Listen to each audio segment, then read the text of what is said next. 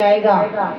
तो कहते हैं कि जो हमारी अंदर की जो दृष्टि बंद है, ये अंदर की दृष्टि जो है खुल जाएगी और बाहर की ये नेत्र बंद हो जाएंगे।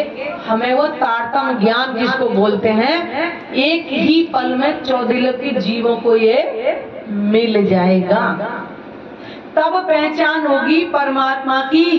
इस कलयुग के अंदर इस धरा पर पार ब्रह्म अपनी ब्रह्मांगनाओं को लेकर के खेल दिखाने के लिए आए थे और ये ब्रह्मवाणी सारे जीवों को अखंड मोक्ष देने के लिए लाए हैं। हमारी अंतर्दृष्टि खुलेगी अंदर से। शंकर भगवान का तीसरा नेत्र खुला हुआ है, वो ज्ञान चक्षु का नेत्र बोले, ना कि वो भांग धतूरा करते, नशा नहीं करते हैं। वो परमात्मा के ध्यान में एक वृक्षशाला को पहन करके कैलाश पर्वत पर ध्यान में मगन रहते हैं। हमारे ज्ञान चक्षु कब खुलेंगे? जब हमें तारतमवाणी मिलेगी। अब चाहे तो हम जीते जी ही अपने आत्मिक चक्षु खोल सकते हैं इस ब्रह्मवाणी के ज्ञान से, नहीं तो अंत समय में तो ज्ञान सबको ही मिलेगा। झूठी माया झूठी काया ओ तरे जो धनी गुण गाया, वही पार जाएगा जिसने परमात्मा की पहचान कर ली होगी। तभी कहा था कलयुग की केवल नाम धारा और सुमर सुमर नर उतरे गई वारा। कलयुग के लिए बोला है।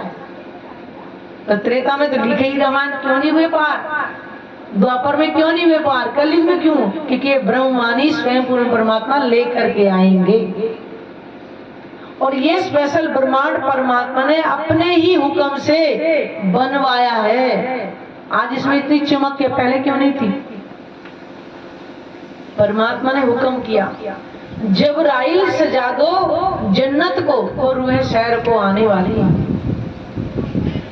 जबराइल फरिश्ता यानी कि जैसे मोदी जी होते तो मोदी जी स्वयं कार्य नहीं करते, अपने नीचे वाले अधिकारियों को तो देते ना हुक्म कि ये काम कर दो, ये कर दो।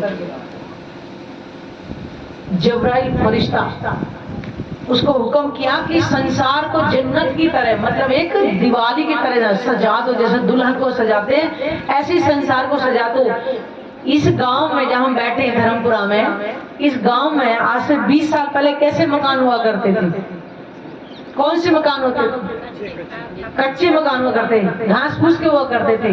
तो अब क्या है, सबके 2 हाथ की जगह 2-4 हाथ हो गए क्या, जो ज्यादा कमाई कर रहे हैं? हुए क्या? ये जमीन है इलास्टिक की तरह बढ़ गई क्या? उतनी की उतनी है क्या? हुआ क्या कारण है ऐसा? क्या ये चमत्कार की युग कहा गया है। सब चमक में खो जाएंगे, लेकिन चमक होगी क्यों? उसकी पहचान नहीं होगी। परमात्मा ने हर ग्रंथों में अपनी पहचान लिखवा दी कि कलयुग के अंत में वो पूर्ण परमात्मा अपनी आत्माओं को इस संसार में जन्म मरण लड़ाई झगड़ा मृत्यु का खेल दिखाने लाएंगे। इसी कारण से चमक बढ़ी हुई है। इंसान सोच रहा है कि मैंने कमाया, मैंने किया, पर कुछ भी नहीं मिला। और जो पाएगा ना वो संसार से खो करके ही पाएगा परमात्मा। ये चमत्कार की युग चल रहा है आज संसार में, क्योंकि ब्रह्म आत्माएं आई हुई हैं। तो ब्रह्म आत्मा को भी ये पहचान हो जाए कि जिस संसार में तुम बैठी हो इतना सुंदर लग रहा है, तो जहां तुम रहने वाली होगी वो फिर वो कितना सुंदर होगा। मोदी जी प्रधानमंत्री हैं, चलो इनकी पत्नी नहीं, इससे पहले इनकी पत्नी रही होगी, उनका रहने का मकान भी कैसा आलीशान मिला होगा जब वो प्रधानमंत्री रहे होंगे। वो भी संसार की स्त्री थी, क्योंकि पद के हिसाब से ही तो मिलता है ना सब कुछ। और ब्रह्म आत्माएं जो परम धाम के अंदर वो परमात्मा का ही अंग है, तो उनका जो रहने का स्थान वो कितना सुंदर होगा। यही पहचान कराने के लिए कलयुग के अंत में ब्रह्मात्मा को उतारा और ये ब्रह्मवाणी लेकर के आए ताकि उनको अपने घर की सुध हो जाए। तभी कहा है झूठी माया झूठी खाया ओ तरे जो धनी गुण गाया। वही भव से पार होंगे जो पूर्ण परमात्मा की पहचान कर लेंगे। जपले बंदे जपले धनी का नाम दे। धनी कौन? एक पत्नी के कितने धनी होते हैं? एक ही तो होता है उसका, केवल उसका पति। तो आत्माओं के पति को पूर्ण परमात्मा केवल एक ही तो है। उस धनी का नाम जप ले। कहने का मतलब है कि मुंह से नहीं जपना है। कई लोग होते हैं कि कलयुग केवल नाम आधारा, सुनत रहेगा, को जप जप के उतरेंगे। नहीं नहीं, जपने वाला नाम नहीं आएगा, वो परमात्मा की पहचान हो जाएगी।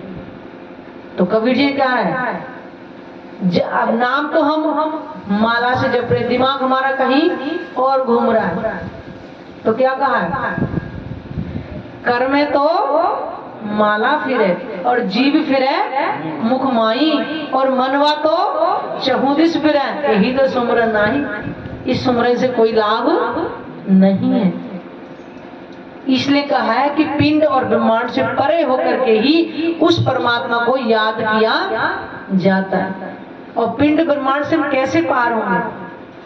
कहीं हम शरीर से उड़कर तो जा नहीं सकते, ब्रह्मांड को फोड़ के निकल नहीं सकते। तो साधन क्या है?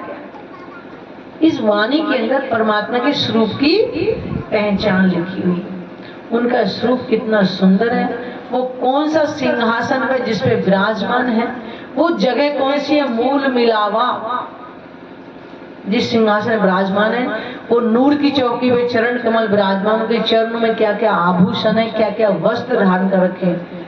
ये नहीं समझना कि हमारी वाणी में लिखा हुआ है केवल। बाबा रामदेव करके भी है, बाबा रामदेव पुराण है, ये अजमेर से प्रकाशित उन्होंने लिखा है पचरंगी बाना। परमात्मा ने 5 रंग के वस्त्र धारण कर रखे हैं। ये जो पजामी पहनते हैं ना, इसको हम सूथनी बोलते हैं, केसरिया रंग की उसमें लिखा है। सफेद रंग का जामा जिसको हिंदी में कुर्ता बोलते हैं। कमर में पटका है, नीलो न पीले रंग को है, तोते से रंग का पटका पहन रखा है। और चादर जो हम ओढ़ते हैं आसमानी रंग की, जिसको पिछोरी बोलते हैं वाणी की भाषा में।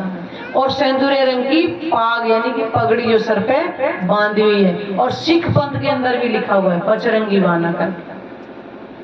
परमात्मा ने तो अपनी पहचान सब में लिखवा दी।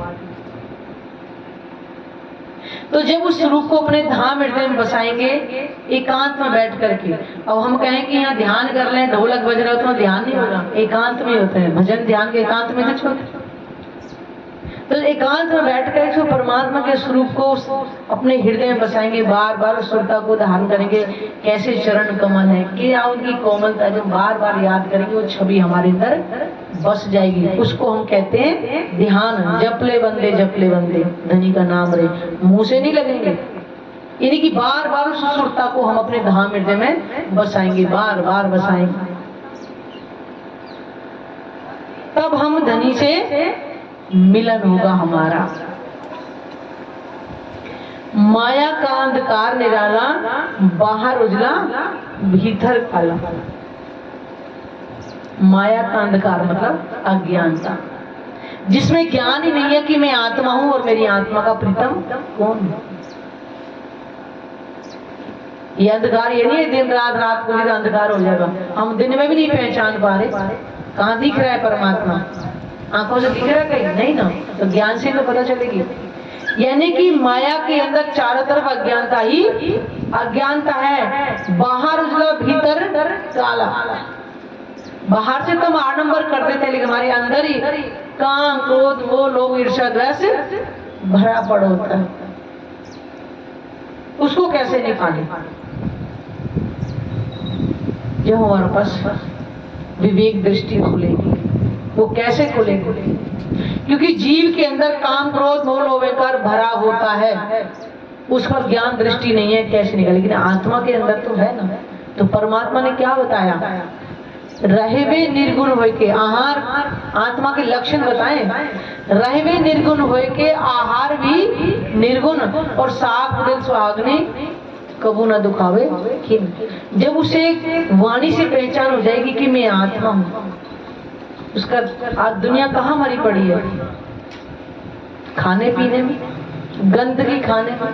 कितने लोग जो नॉन वेज वगैरह खाते हैं, एक चीज बताइएगा कि अगर हमें कोई डॉक्टर एक इंजेक्शन लगाते हैं तो कितनी तकलीफ होती है? होती है नहीं होती है? और जिंदा जानवरों को जिनकी गर्दन पे छुरा लगाएगा, उसको काट करके जब खाए, क्या उसका जीव उसको धिक्कारेगा नहीं? क्या केवल जिह्वा के स्वाद में। जब कहते हैं कि उसमें स्वाद नहीं होता मांस में कोई भी, कहते इसके अंदर मिसाले साले दुनिया भर का डाल डूल के। और आज लोगों को ही बेवकूफ बनाना शुरू कर दिया। आप शहर में जाओगे तो आपको ये मीट मसाला, ये वो मसाला सब वो जड़ी बूटियों टाइप से बनता ही है, नाम दे दिया और उसी के पीछे हम दौड़ रहे हैं, पता नहीं इतने कितना टेस्टी बनेगा। प्याज लहसुन दुनिया भर का खाएंगे, ये नहीं प्याज लहसुन आयुर्वेदिक के तौर पर खाओगे तो फायदा होगा। अगर भून भर कर खाओगे तो तामसिक होगा और उसको कोई असर नहीं होगा। लहसुन आप कच्चा खाओगे तो शायद फायदा करेगा, भून के खाओगे तामसिक हो जाएगा, क्योंकि उसका जो रस है वो तो सब जल गया। लेकिन जिह्वा के स्वाद में लगे हुए हैं, स्वाद लगे किसी तरह से। माया का अंधकार निराला, बाहर उजला भीतर काला। हमारे अंदर जो विकार है उनको कैसे निकालें, ये विवेक दृष्टि सुवानी से ही खुलती है। जब हमें पहचान हो कि मैं आत्मा हूं तो विचार करते हैं कि आत्मा तो प्रेम का स्वरूप है।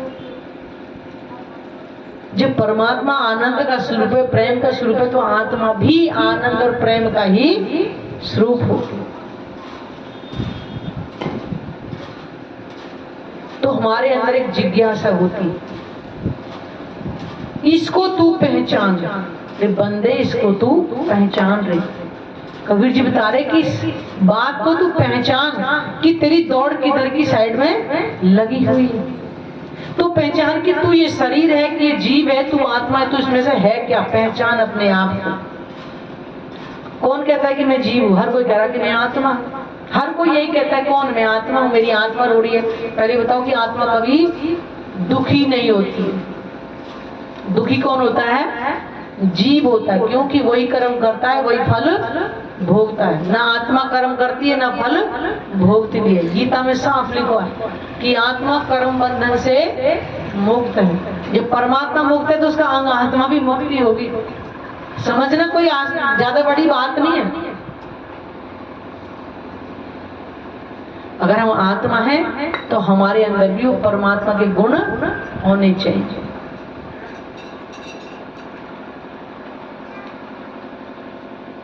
तेरे पास हैं हीरे मोती। कबीर जी क्या बताए इंसान, कह रहे तेरे पास हीरे मोती और मेरे मन मंदिर में ज्योति। तो कबीर जी कैसे थे?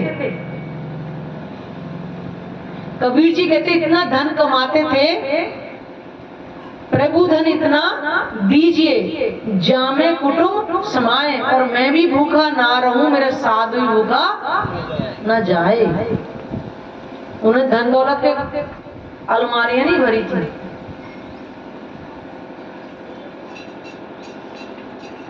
कबीर जी के एक पुत्र थे कमाल।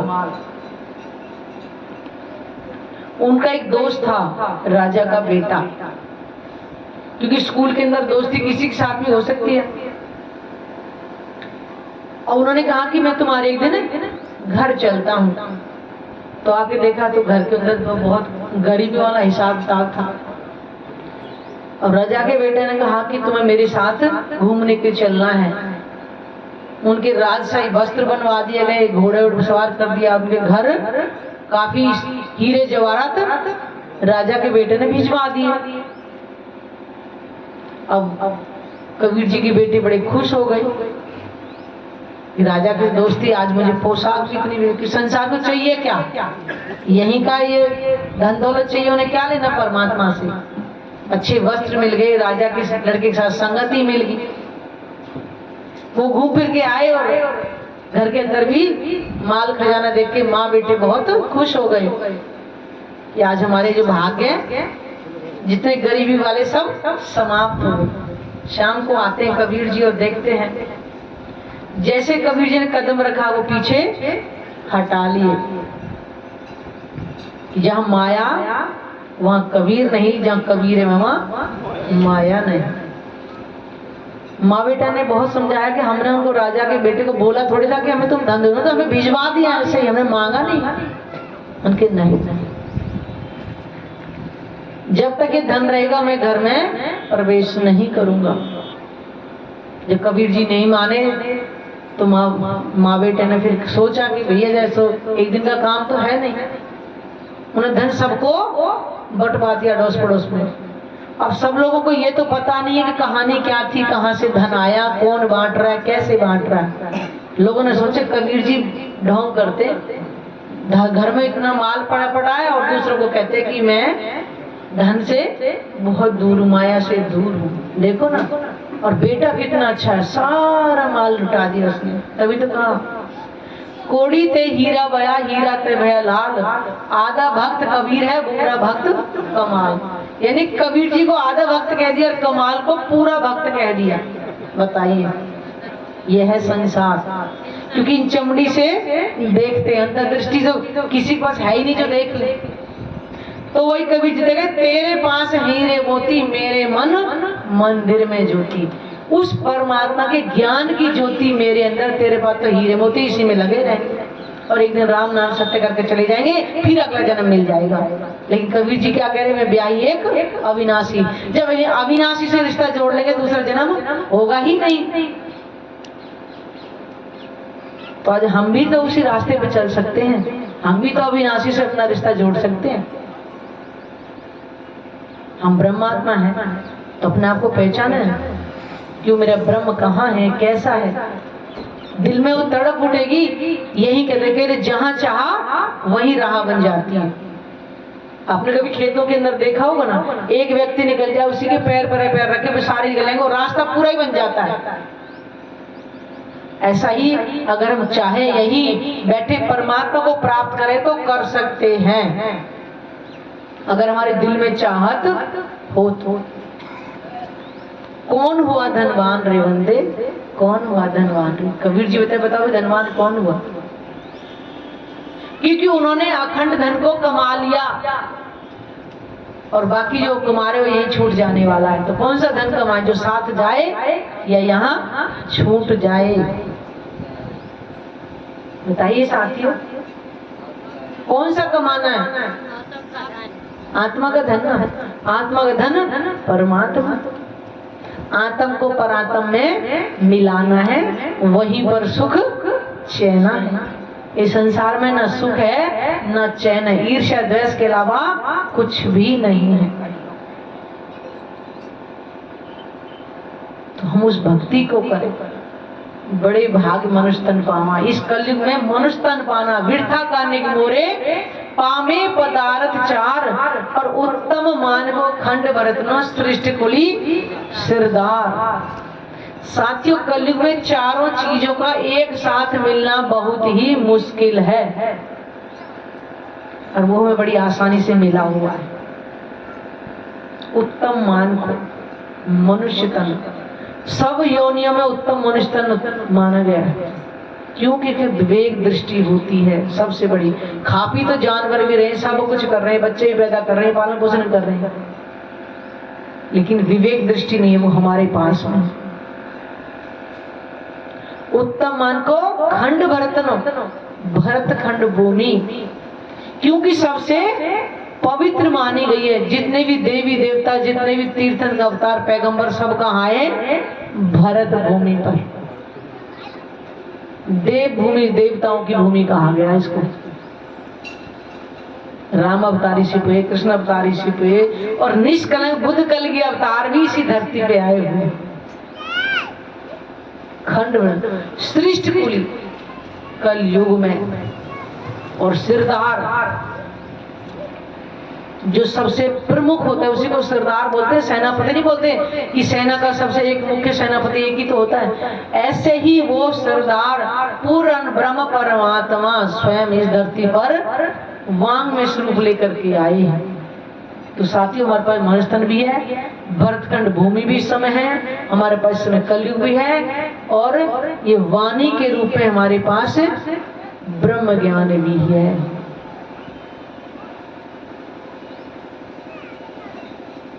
ये मनुष्य तन जाने के बाद में आप चाहो कि दोबारा मनुष्य तन मिल जाए तो किसी भी कीमत पे आप नहीं खरीद सकते। कोरोना में देखा हमने, ऐसे लोग देखे नोट बिछा दिए थे, बोरियां की बोरी खोल दी थी, कोई बचा ले, अपने ही अपने के पास में नहीं गए थे कि नहीं नहीं नहीं ले जाओ, जो करना है वही कर देना। ये आंखों से देखे हुए हैं। उस टाइम पे दिखा दिया था कि कौन किसका है। हम शमशान घाट में गए थे, हमारे साथ जिनके घर वाले थे ना वो इतने दूर खड़े थे बॉडी से, केवल हम 5-6 बंदे थे जो केवल उनको उनके चरण छुए और उनको ले जा करके अग्नि तक पहुंचाया था। जो घर के सगे संबंधी कह रही हूँ, भाई बहन जीजा सबकी बात बता रही हूँ। वो समय पता चला कि राजी वाकई आपने सही कहा, ये मतलब का संसार है। आज जिनको घर में कहते थे ना कि हमसे सगे संबंधी इतना प्रेम करते हैं, मैंने को सत्य दिखा दिया, कोई किसी प्रेम नहीं करता है। यहाँ पे अपनी जान की पड़ी होती है, कोई किसी के साथ कुछ नहीं कर रहा। ये कोरोना में राज्य ने दिखाया था, क्योंकि इसके बारे में पहले से बोला कि एक ऐसा समय आएगा अपनों को अपनों से ही दूर करेगा। तो सच्चाई दिखा दी मनुष्य तन की। तो हम पहचाने कि हम यहाँ, अब वाणी से हमें पता चले कि हम आत्मा है, हमारा घर परम धाम है, ये भी बता दिया। हमारी आत्मा के प्रीतम पूर्ण ब्रह्म परमात्मा, ये भी बता दिया। तो हमें करना क्या है? समर्पण करना है। समर्पण अपना मन से ही तो करना है। वाणी से पहचान हो गई, क्योंकि हमें मार्ग मिल गया वहां तक पहुंचने के लिए। ध्यान के द्वारा ही पहुंचा जा सकता है और किसी तरीके से नहीं पहुंच सकते। हमें घर में रहना है, सारा हमें फर्ज निभाना है। बच्चे हैं, उनको घर से बाहर नहीं भगाना, नहीं हमें उन्हें छोड़ के बाहर जाना है कहीं। इसलिए कहते हैं जल में नहाइए कोरे रहिए। घर गृहस्थ में ही रहना है। परमात्मा गृहस्थ में सबसे पहले मिलेगा। क्यों मिलेगा? क्योंकि घर गृहस्थ का पालन भी कर रहे हो और समय निकाल के परमात्मा का चिंतन भी करे, उसी को कहा गया तप। ये नहीं है भगवे पे कपड़े पहन के चारों साइड अग्नि जला करके हम उसके बीच में तप करें, उसमें तो अग्नि जलेगी, शरीर है। हम क्या क्या करें? वो हट वाला योग कर रहे। परमात्मा उससे नहीं मिलेगा। परमात्मा अंतर्दृष्टि खोलेगी, प्रेम से ही मिलेगा। तभी तो क्या सुख व्यास कहे भागवत में, प्रेम न त्रैगुण पास, और प्रेम बसे ब्रह्म सृष्टि में, जो खेले स्वरूप व्रज रास। ये त्रैगुण के संसार में प्रेम किसी के पास में भी नहीं है। प्रेम किनके अंदर बताया? जो स्वरूप ब्रिज और रास में खेले बताए। और रातों में ये पहचान के लिए हम ही खेले ब्रिज रास में, हम ही आए तीसरी बेर। देखो ब्रिज रास में वाणी नहीं थी ना, लेकिन प्रेम था। क्यों था? राज्य हमारे साथ उस समय थे, आज भी है, क्योंकि परम धाम के अंदर वायदा करके आए 100 वेद देखो अजमाए के तो भी ना भूले हम, ये हमने वायदा किया था। उसकी परीक्षा अब जागने के ब्रह्मांड में हमें देनी पड़ेगी। जो 100 वेद का वायदा करके आए थे, कह रहे उस टाइम तो ज्ञान नहीं था, अब तुम्हें ज्ञान भी दे दिया है। अब कहाँ है वो प्रेम? अब हमें कमाना पड़ेगा। और कमाएंगे कैसे? जो अपने घर की याद आएगी, अपने धनी के सुखों की याद आएगी, यहीं बैठे बैठे वो विरह के आंसू हमारे अंदर गिरेंगे। हमारा बच्चा बीमार हो जाता है, 2 मिनट में रोना धोना शुरू कर देते हैं। क्यों? उससे मोह है हमें। अपने धनी से बिछड़े इतने समय होगा, हमने कभी आंसू गिराए? धनी घर ले चलो, हम अपने घर चलना चाहते हैं। अरे जिनके पास ये वाणी नहीं है उनके लिए तो मुश्किल है बंधन तोड़ना, तुम्हें तो बहुत आसान है। तरीका ही बता दिया कैसे तोड़ोगे। जैसे जैसे धनी को दिल में बसाओगे, संसार धीरे धीरे धीरे करके छूटता जाएगा, कोई नहीं छुड़ा सकता।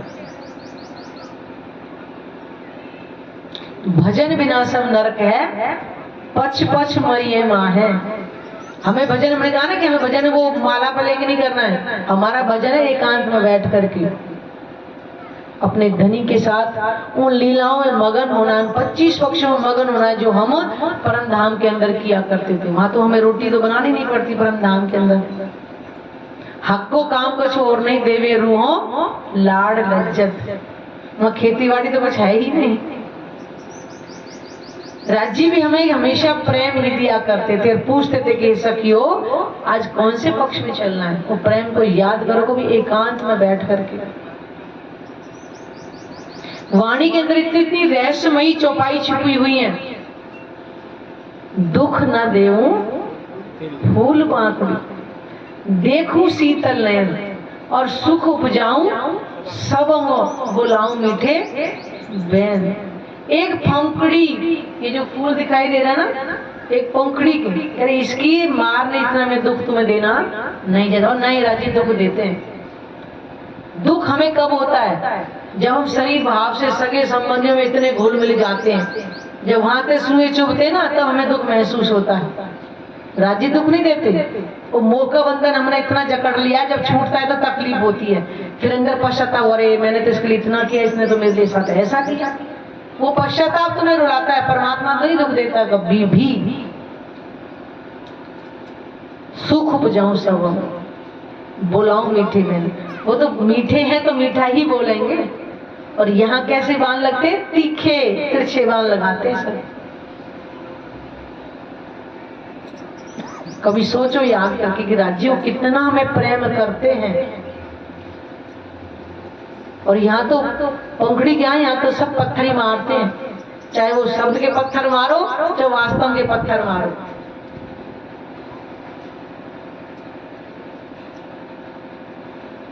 बताइए वो कितना प्रेम करते होंगे। उस प्रेम को याद करना है और कुछ भी नहीं करना है आपको। ना धन दौलत चढ़ानी है ना कुछ करना। वो तो कह रहे कुछ नहीं कह, एक साथ करो मुझको, मैं जी जी करूं 10 वेद। तुम मुझे केवल प्यार से एक बार याद करो, मैं तुम्हारे सामने 10 बार जी जी जी करके बोलूं। यहाँ किसी व्यक्ति को बोल रहे क्या है, आ तो रहा हूं ना, सुन नहीं रहा है, कैसे बोलते हैं। और वो कह रहे तुम मुझे एक बार याद करो, मैं तुम्हें 10 बार जी जी करके आऊं। और ये करके देखना कभी भी। अब जैसे जैसे ध्यान में जाओगे आपके विकार जो है समाप्त हो जाएंगे। जीव के विकार, आत्मा में तो विकार ही नहीं है, सारा खेल ही जीव का है। आत्मा का संग करके ही जीव को ये वाणी मिली है। और ध्यान में जाकर के धीरे धीरे वाणी पढ़ेंगे, आपके विकार समाप्त हो जाएगा, आपका जीव आत्म स्वरूप हो जाएगा। जब आत्मा का संग करके वो विरह रस लेगा तो वो कहेगा मैं, फिर क्या कहेंगे? राज्य ने कहा ना, रह न सकूं मैं रूहों बिना, रूहें रह न सके मुझ बिना, जब याद को आवे मेरी तब सहे ना बिछो हाकिम, आशिक मेरा नाम रूहल्ला, आशिक मेरा नाम। श्यामा महारानी, मैं अपनी आत्माओं का आशिक हूं ना, मैं तुम्हारे बिना रह सकता हूं, लेकिन जब तुम्हें पहचान हो जाएगी तुम भी मेरे बिना नहीं रह पाओगे। तो ये कब होगा? जब हम आत्म भाव में आ जाएंगे। कोई शिकवा नहीं करेगा मुझे समय नहीं मिल रहा है, मेरा पति ये करता है, मेरी पत्नी ये करती है। ये सब लाइन पे लग जाएंगे। मैं आपको सब पे बता रही हूँ। लाइन पे मतलब नहीं लगा कि वो खराब बात है, कहने का मतलब है उनके अंदर भी प्रेम आ जाएगा। जब प्रेम सबके अंदर आ जाएगा तो आसान हो जाता है परमात्मा की तरफ चलना। सबके अंदर प्रेम आएगा। अब एक बहन ने किसने इत्र लगा रखे हैं, दूसरी के पास खुशबू आ जाएगी ना, उसी इत्र की आएगी ना उसके पास में भी, जो भी यहाँ बैठी हुई है। तो जब एक के अंदर प्रेम आएगा तो प्रेम सबके अंदर आएगा। और जब सबके अंदर प्रेम आ गए तो स्वर्ग बन जाएगा ना यहीं पर ही। उस रस को कब लेंगे? जब मनुष्य समाप्त हो जाएगा तब। तब कुछ ना है। अब पछताए होत क्या जब चिड़िया चुग गई खेत, मुंह में दांत नहीं, पेट में हाथ नहीं रहेंगे तो भजन तो होने वाला नहीं है। इसलिए जब लग बूढ़ी बतन तब लग नाही दोष। अभी हाँ जितने भी बैठे हैं सबके भी हाथ पैर मुझे लगे सही सलामत है, शरीर भी ठीक लग रहा है। अब से ही कहते आज से ही मंजिल शुरू करते हैं तो हम पहुंच सकते हैं उस मंजिल तक।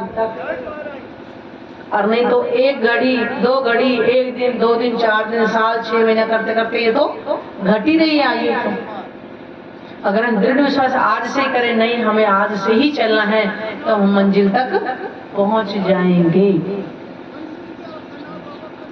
तो कबीर जी ने कहा कि तेरे पास हीरे मोती, मेरे मन मंदिर में ज्योति। बताओ कौन धनवान है? जिसके अंदर ज्ञान का प्रकाश होगा। और नहीं तो एक दिन यही होगा, अब जन्म हुआ है, फिर जवानी आएगी, ब्याह शादी का ड्रेस बनाया, एक दिन बुढ़ापा हुआ और 4 कंधों में चलो भाई सत्य सत्य करते ले जाओ, जला के राख। ये ही चक्रव्यूह अनादिकाल से चलता ही आ रहा था। लेकिन इससे अगर निकलना है तो हमें परमात्मा की प्रेम लक्षणा भक्ति करी जो गोपियों ने करी थी। केवल केवल प्रेम किया था, कोई इच्छा नहीं रखी थी। जमुना तट पे जा रही है तो क्या वो घर गृहस्थ के गाड़ी बंगला मांगने जा रही, कन्हैया हमें गाड़ी दे दे, हमें बंगला दे दे, हमें ये दे दे, नहीं देने। प्रेम की लीला में मगन थी। जमुना तट पे जा रही है, राम होते हैं, नृत्य हो रहा है, हो रहा है, कह रहे वही लीलाओं में अब भी हमें रमन होना पड़ेगा, गोपी भाव लेना पड़ेगा। गोपी तो थे ही थे, भूल गए थे, वो याद दिलवा रहे। पहले आप पहचान रिसाल, अपने आप को पहचान। इसी कारण से देखो ना, वाणी के अंदर भी रास ग्रंथ सबसे पहले उतरवाया राज्य ने। रास ग्रंथ कि तुम ही खेले वृज रास के अंदर, पहचान देने के लिए। और साक्षात सदगुरु महाराज के तन से लीला प्रकट भी होती थी, सुंदर साथ गीता के माध्यम से सब जानते भी हैं। इसी धरती की लीला है। नौतनपुरी आता है, जब जानते भी थे जो मंथन करते सबको पता। इसलिए कहते जब तक वाणी मंथन नहीं करेंगे, बी तक हम नहीं पढ़ेंगे, तब तक हम पता कैसे चलेगा। इसलिए मनुष्य तन के रहते रहते अगर हमें भव से पार होना है तो उनकी पहचान करनी पड़ेगी, उनको अपने धाम हृदय में बसाना ही पड़ेगा। और उसके लिए कुछ नहीं करना है, थोड़ा सा हमें सिर्फ समय निकालना है।